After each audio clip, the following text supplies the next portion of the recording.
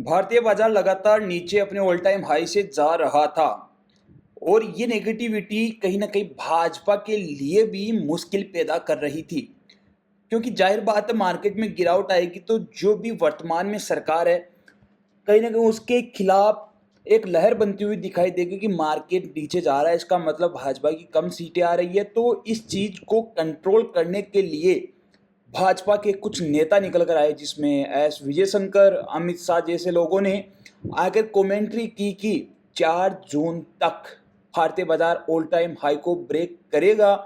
और यह भी कहा गया कि जैसे जैसे चरण के चुनाव होते जाएंगे वैसे वैसे मार्केट में तेजी हमें देखने को मिलने वाली है। अब आप समझ सकते हैं कि मार्केट को किस लेवल पे मैनिपुलेट किया जा सकता है। और मैं आपको यह बात बताना चाहता हूं कि मार्केट कितना ही रिकवरी कर ले, जब तक इंडिया विक्स नीचे नहीं आएगा तब तक मार्केट में एक ट्रेंड नहीं देखने को मिलेगा। इंडिया विक्स 20 के आसपास है, अगर वो आज ही इस मार्केट की तेजी के साथ गिरकर 18 के पास आ जाता तो कल से हमें ये एक अच्छा ट्रेंड ऊपर के लिए देखने को मिलता।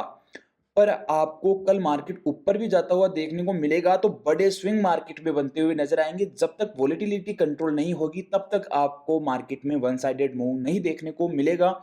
आपको एंट्री देगा, स्टॉप लॉस होगा, फिर मार्केट बड़ा मूव दे जाएगा।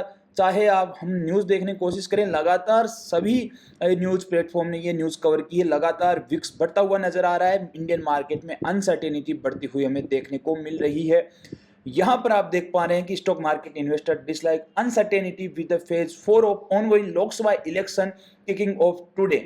यहाँ पे देख पा रहे हैं कि वोलेटिलिटी जैसे जैसे चरण के चुनाव होते जा रहे हैं वैसे वैसे बढ़ती हुई देखने को मिल रही है। और पिछले 13 दिन में 100% की ग्रोथ हमें इंडिया विक्स में देखने को मिली है। इलेक्शंस में अनसर्टेनिटी एक बड़ी वजह इसके पीछे हमें देखने को मिल रही है। दूसरी साइड में जाकर देखोगे तो भी वही लोकसभा इलेक्शन की बात, वही वोलेटिलिटी इंडेक्स बढ़ता हुआ नजर आ रहा है। आज भी 21 का आंकड़ा छूता हुआ नजर आया, 16% की तेजी एक वक्त आज ये इंडिया विक्स दिखाता हुआ नजर आया। यहाँ पर देख पा रहे हैं हर किसी ने ये न्यूज़ कवर की है। और मैं आपको बताना चाहूँ, इतिहास बताना चाहूँ इस चीज़ का, तो देखिए हर चुनाव में विक्स बढ़ता हुआ नजर आता है। 2019 के चुनाव में 28 के लेवल तक गया था, 2014 के चुनाव में 37 तक ये स्पाइक करता हुआ नजर आया था और आज ये 21.5 के आसपास जाता हुआ नजर आया है, जो पिछले 2 साल की बात करें तो सबसे ज़्यादा होता हुआ हमें नजर आ रहा है। साथियों, जब तक विक्स कंट्रोल नहीं होगा तब तक मार्केट में वन साइडेड मूव नहीं आएगा। अब आज विक्स अगर थोड़ा नीचे आ जाता है 18 के आसपास तो हम ये मान लेते हैं कि कल से मार्केट एक थोड़ा सा ये छोटा स्विंग बनाकर वापस तेजी दिखाता हुआ नजर आ सकता है।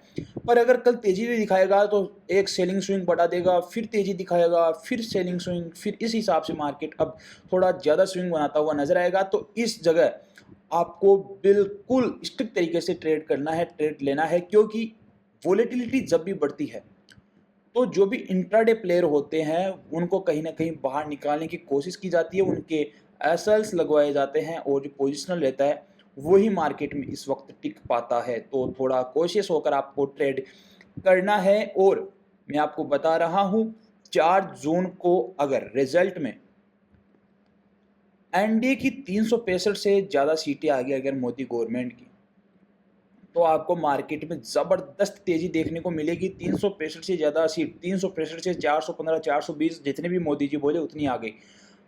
अब जैसे जैसे सीटें कम होती जाएगी वैसे वैसे मार्केट की तेजी कम होती जाएगी।